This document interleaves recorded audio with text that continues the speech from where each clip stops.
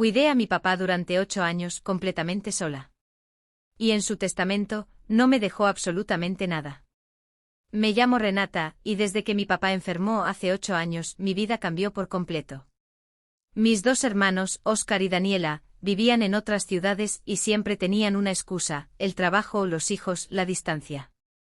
Yo era la única que vivía cerca, así que asumí todo: las citas médicas, las noches sin dormir, los medicamentos, la comida, todo. Nunca me quejé.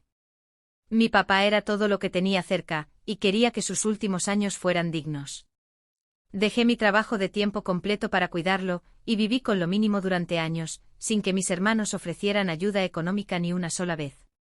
Si te gustan las historias reales de familia, herencias y giros inesperados, dale like, suscríbete y activa la campanita, porque esta historia tiene un final que no vas a ver venir.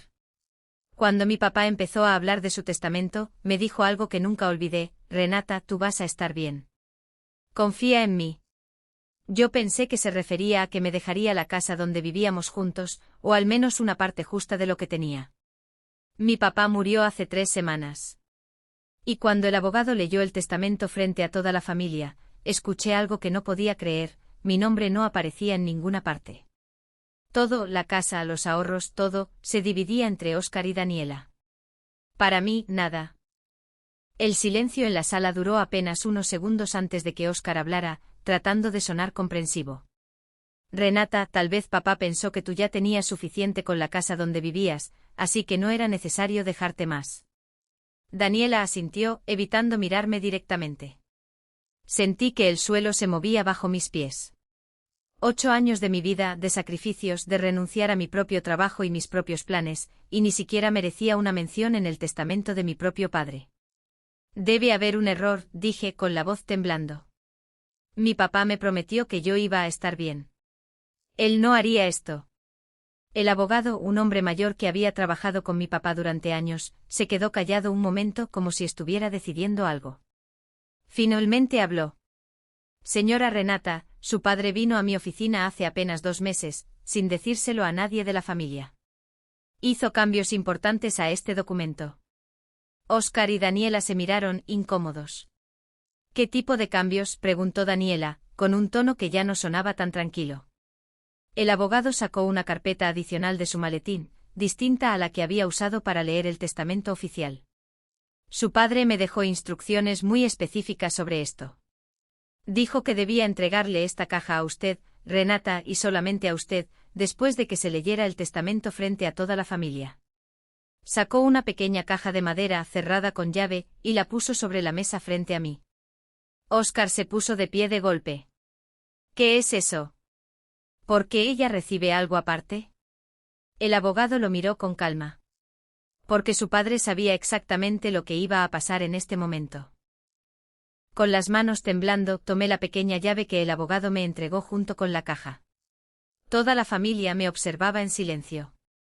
Adentro había varios documentos, un sobresellado con mi nombre y algo que parecía ser un segundo testamento con fecha mucho más reciente que el que acababan de leer. El abogado se aclaró la garganta. Antes de que abra el sobre, debo explicar algo. Su padre me contactó hace 2 meses, muy preocupado. Me dijo que había descubierto algo sobre el primer testamento que había firmado hace 3 años, el que sus hermanos ya conocían. Óscar se puso pálido. Daniela cruzó los brazos, visiblemente nerviosa. Su padre me explicó que 3 años atrás, cuando firmó el primer testamento, estaba fuertemente medicado tras una cirugía. Según él, Óscar estuvo presente ese día, ayudándolo con el papeleo, y fue Óscar quien sugirió que la herencia se dividiera solo entre él y Daniela, argumentando que usted, Renata, ya tenía suficiente con vivir en la casa familiar sin pagar renta. Sentí que el corazón se me aceleraba. Volteé a ver a Óscar, que ya no podía sostenerme la mirada. Su padre no recordaba bien haber aceptado esos términos hasta hace unos meses, cuando encontró una copia del documento original guardada entre sus cosas y se dio cuenta de que la letra en la sección de distribución no coincidía con la que él normalmente usaba. Empezó a investigar por su cuenta. Abrí el sobre sellado con mi nombre. Dentro había una carta escrita de puño y letra de mi papá. Renata, si estás escuchando esto, es porque finalmente untí los papeles necesarios para corregir lo que te hicieron. Lo que descubrí me rompió el corazón, y todavía queda más que debes saber. Antes de continuar, si este canal te ha ayudado o esta historia te está llegando al corazón, considera suscribirte y darle like. Significa mucho para nosotros. Seguí leyendo la carta de mi papá, con las manos temblando. Contraté a un investigador privado, alguien de confianza, para revisar lo que había pasado ese día en el hospital. Descubrí que Oscar había llevado un documento adicional para que yo firmara, diciéndome que era solo un formulario del seguro médico. Yo, medicado y confundido, firmé sin leer completamente. Ese documento modificaba la distribución de mi herencia. El abogado intervino con voz seria. Su padre me trajo pruebas, registros del hospital que muestran el nivel de sedación que tenía ese día, y una comparación de firmas que un perito confirmó que no coincidían completamente con su firma habitual en ese documento específico. Daniela se llevó las manos a la cara. Oscar, dime que esto no es cierto. Oscar no respondió de inmediato. Finalmente, con la voz quebrada, dijo, necesitábamos el dinero en ese momento. Pensé que sería temporal, que luego lo arreglaríamos entre nosotros. Pero después simplemente no lo hice. La carta de mi papá continuaba, Renata, sé que esto no te devuelve los años que perdiste cuidándome sin ayuda de nadie más. Pero quiero que sepas que vi cada sacrificio que hiciste, cada noche que no dormiste, cada cosa a la que renunciaste. Y por eso, antes de morir, corregí lo que se hizo mal. El testamento que está en esta caja es el válido, firmado ante notario hace 2 meses, sin ninguna duda sobre mi estado de salud o mi voluntad. Toda la sala se quedó en silencio procesando lo que acababa de escuchar. El abogado tomó el segundo testamento y lo levantó para que todos lo vieran. Este documento firmado hace 2 meses frente a mí, con 2 testigos presentes y un doctor que confirmó que el señor estaba completamente consciente y en sus 5 sentidos, es el que ahora vale. El anterior ya no cuenta para nada. Oscar se dejó caer en la silla, con la cabeza entre las manos. No pensé que él se diera cuenta. No pensé que esto llegaría tan lejos. No se trata de si pensaste que se daría cuenta, le dije, con una calma que no sabía que tenía. Se trata de que aprovechaste un momento en el que nuestro papá estaba vulnerable, para quitarme lo que me correspondía, después de que yo dejé mi vida en pausa durante 8 años para cuidarlo. Daniela, todavía procesando todo, se acercó a mí. Yo no sabía nada de esto, Renata. Te lo juro. Pensé que el testamento original era justo, que papá simplemente había decidido así. Le creí. Daniela nunca había sido tan calculadora como Oscar, y su sorpresa parecía genuina. El abogado continuó explicando en palabras simples, la casa ahora era mía, porque yo había vivido ahí cuidando a mi papá, los ahorros se dividían de forma más justa entre los 3, reconociendo todo el tiempo y esfuerzo que yo había puesto, y Oscar tenía que devolver el dinero que se había quedado de manera injusta, o si no, tendría problemas legales serios.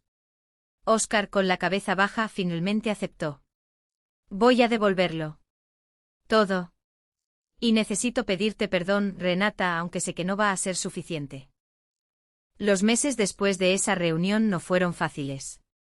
Oscar tuvo que vender parte de sus propiedades para devolver el dinero que le correspondía a la herencia legítima, tal como establecía el Nuevo Testamento de mi papá.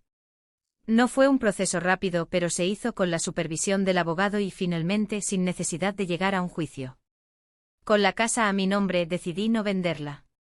En cambio, transformé una parte del jardín donde mi papá pasaba sus tardes en una pequeña zona de descanso para adultos mayores del vecindario, algo que él siempre decía que le hubiera gustado ver, un lugar donde la gente mayor no se sintiera sola, como muchos se sienten cuando sus familias los abandonan.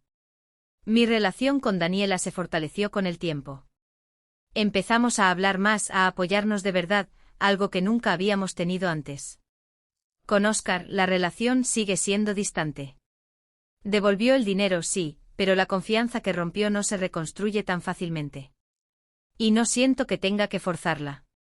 Lo que más guardo de todo esto es la última línea de la carta de mi papá: el amor verdadero no se mide en lo que alguien dice frente a los demás, sino en lo que hace cuando nadie más está mirando. Tú estuviste ahí cuando nadie más lo estaba, Renata.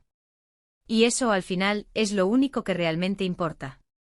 Aprendí que el sacrificio silencioso a veces tarda en ser reconocido, pero cuando la verdad sale a la luz, encuentra su camino.